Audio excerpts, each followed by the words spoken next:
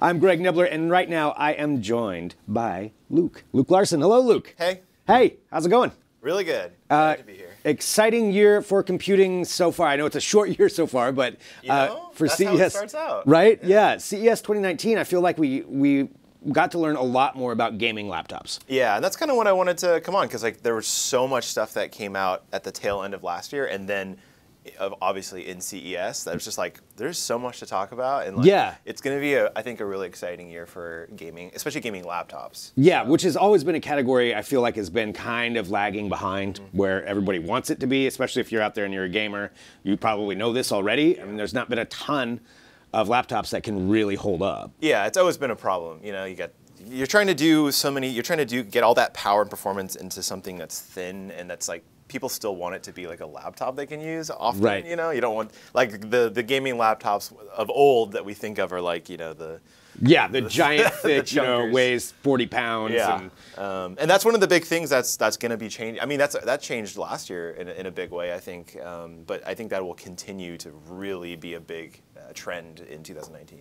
So what are some of the main things you wanted to bring up here talking about this? I know just the power for these computers is a big issue. So the really big thing is RTX, and what I've got here is the desktop GPU, the RTX 2080 Ti. And these are a big deal, just not because you know, it's a new thing, but like these don't come out every year. You don't get a new generation of GPUs every year. They come out every few years. Right. So the fact that we got this thing and it has all sorts of interesting features. This was launched at the tail end of last year. All sorts of interesting features, but like I said, the big thing is like these are. You know, they don't come every year. They come in bigger cycles. So like when you do actually get it, and it's based on a completely new architecture, it's a whole new thing. So it's exciting, to see that coming.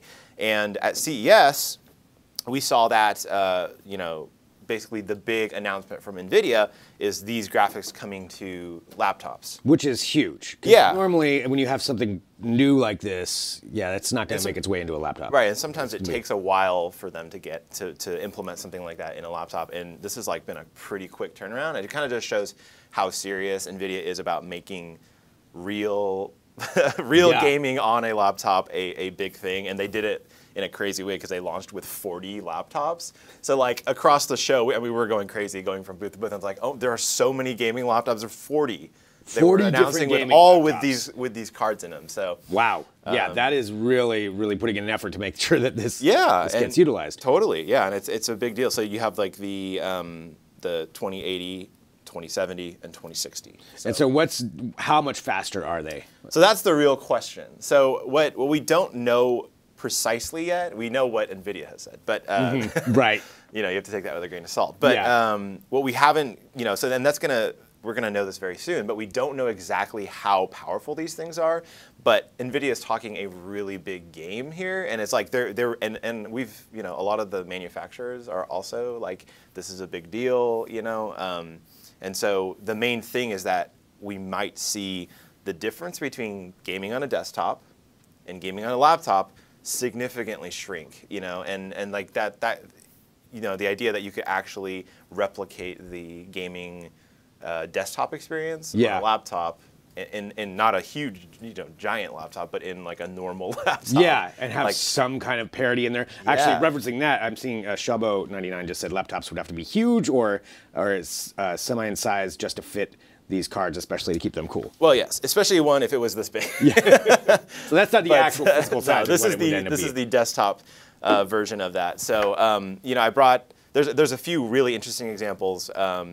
That obviously there was a million that were so were 40. Oh well, yeah, and there's a lot. But, you can, if you want to get in depth, we have a lot at digitaltrends.com. Yeah. But talking about some of these RTX powered gaming laptops, which NVIDIA, I mean, kudos to them. They really got it into a bunch of computers. So 40. Yeah, that's a pretty big deal. I'm sure for the manufacturers, Alienware and Razer, nobody wants to be left out of this train. Okay, I'm all in. Let's do it. We're in.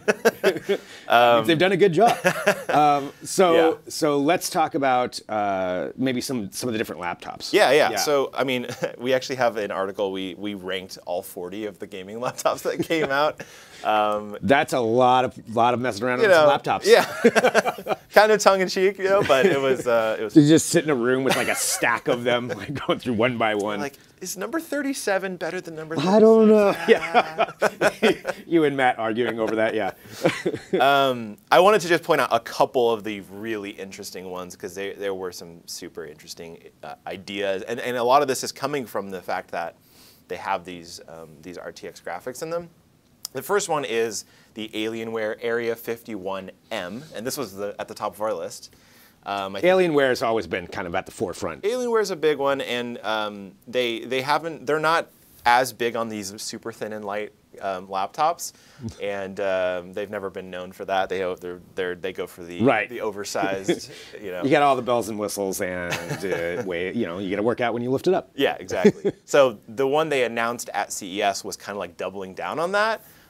It's actually not a whole lot thicker than this. We saw it in person. I was gonna say it's not that bad. This isn't the particular one, but it really is close to this. It's the Area 51M, and basically what's cool about this thing is it has a desktop CPU in it. So it doesn't have a little mobile one. It has a desktop CPU in it, and it has has obviously the new graphics.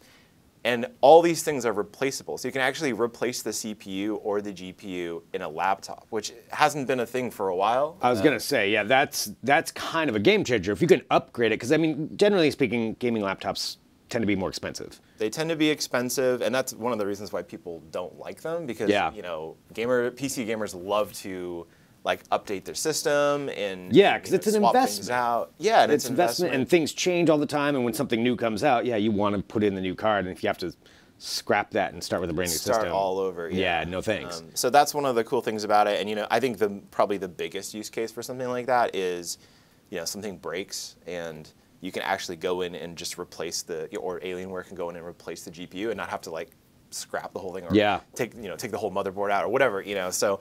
You have a lot more options in terms of this thing actually lasting for more than like a couple of years. That's fantastic. Well, it's again, we're talking about the Alienware 51M. And so when is that out? That's coming out really soon. So you're going to be able to buy this So soon. One of the reasons why we wanted to, there it is there. You can see the CPU and GPU that can be swapped out basically.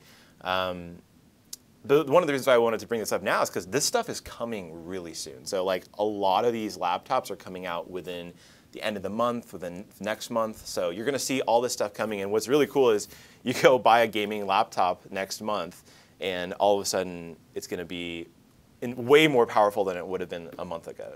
So like that's the kind of thing that you get when you are buying a laptop right at the cusp of a generation switch, and you get all these new graphics, and you're like, oh, cool. I'm glad I didn't buy one last month. Right, 2 months. So what he's saying is, wait. If you're waiting to buy one right now, wait. Wait till these new ones come out. A lot of them, and the reason why I brought this one in is because a lot of them are just being refreshed with some of the newer with the new graphics. Yeah. So this is the other Alienware. It's the Alienware M15. Raymond on Facebook says power supply is the biggest issue with laptops. Power supply is a big issue. Because I mean, powering all of that is hard. You get the brick that's this big. Yeah. So much for being a mobile machine. Yeah. Right. Yeah. Battery life. Forget about battery life. Right. But NVIDIA does a lot of work to make sure that these GPUs that are put in here are like super efficient. Like that's one of the big things that have changed. They call them MaxQ Designs. And it basically allows for them to be put into these like thin form factors without like self-destructing. Nice. From the heat, that's a huge concern when it comes to these. Well, I know we've got a couple others that we wanted to talk about too. Yeah, some of these are just straight up funky. And like straight up like CES weird, but they are interesting. So the Triton 900. Predator Triton 900. Yeah, sorry, the Acer Predator Triton 900. And this one basically is a kind of like a 2-in-1. It has like a screen that can flip out. That's interesting. You'll see it in the video there. Like the screen flips out so you can okay. So it has like a hinge. Oh, so you can look down on. Okay. That's. And it cool. has trying to think of if I really need that. Yeah. Okay. And so you can flip it around, and the idea was like when they were trying to explain it, which you do have to try really hard to explain something like that. Yeah. You're like, oh, you could flip it around and like use your own keyboard if you were like at home, and with your mouse, you know what I mean? Like so, like you flip the whole thing around. Because the screen can flip around, so the keyboard's on the other side, and now you can use your fancy desktop keyboard. And okay. I don't know. That was that's interesting. I mean, like you said, CES is foreseeing these different weird designs. Some of them will take, some of them won't. Right. But there's so many different things, and that's the Predator Triton, the Acer Predator Triton 900. Right. Coming to a stage near you. And of course, all these things cost like $4,000. Of course, it's going to cost $4,000. Yeah. And then there's one other one that we wanted to bring up too, which is the ROG Mothership. Yep, the ROG Mothership. ROG. Is that the way you say that? I mean, yeah. That's okay. What people say. All right. Sorry, my bad. Republic of Gamers. Yeah, this is another straight up bizarre one. This was kind of sold as like a Surface Pro for gamers because it's like it has a hinge that pops out. You've got a Surface Pro there. Yes, just imagine if that was this much thicker and had the removable keyboard. What is cool about this one is because you can pull the keyboard out, you can kind of create some space because you don't always like scrunched up. That's a good point. Like, with this, I have to be right up on it. Totally, and I can see that, and that's okay for a normal computer, but like if you want to game, like you kind of want to have a little bit of space between you and the screen. So like that one has a removable keyboard, and you can swap out the keyboard based on your preference and stuff like that. So now I just disconnected the keyboard off of this, so I'm back to a touchscreen. Well, I like that idea that you could have a little bit of space. Yeah. So definitely some interesting laptop computers out there, especially for gaming. Like it's an exciting year for gaming, I think. Totally. And just one last thing, other than the performance and all this stuff that we're kind of like unsure about, there's also some interesting features. Like if you're following gaming and these, especially these RTX things, the ray tracing is a big thing, which is ray tracing. Ray tracing. It sounds crazy. Real-time ray tracing. Basically, it creates a whole new like thing with shadows and lighting, giving you a different sense of like graphical fidelity. It's like you're supposed to like go. It's a good word you're throwing out here. Yeah, I know. So it's supposed to be like really enhance the like immersive, like natural, realistic feel of like lighting. And we're going to see that in more laptops coming out. Yeah, so like that's a big thing that's going to actually come to these laptops. But the question is, can it actually handle that? Because that's more processing that it needs to be able to do. More processing, more power, more everything. Yeah. So it's kind of pushing the limits of them maybe at that point. Exactly. So there's some questions that are up in the air whether or not these things are really going to deliver on that. So. Well, I'm sure you'll get them into test them as soon as they do. Yeah. Like I said, this stuff's coming. We're going to have it within weeks, so it'll be here. Fantastic. Luke, thank you for hopping on here to talk about this. So 2019 gaming laptops, you can read all the articles and read the roundup of 40 of them. Yeah, you got to read the ranking. 40 of them at digitaltrends.com. So if you want to get in depth and drop in their questions on there too. I mean, I'm sure you guys can answer those questions if you have some, if people have those. So Luke, thank you so much for hopping on here today. For sure.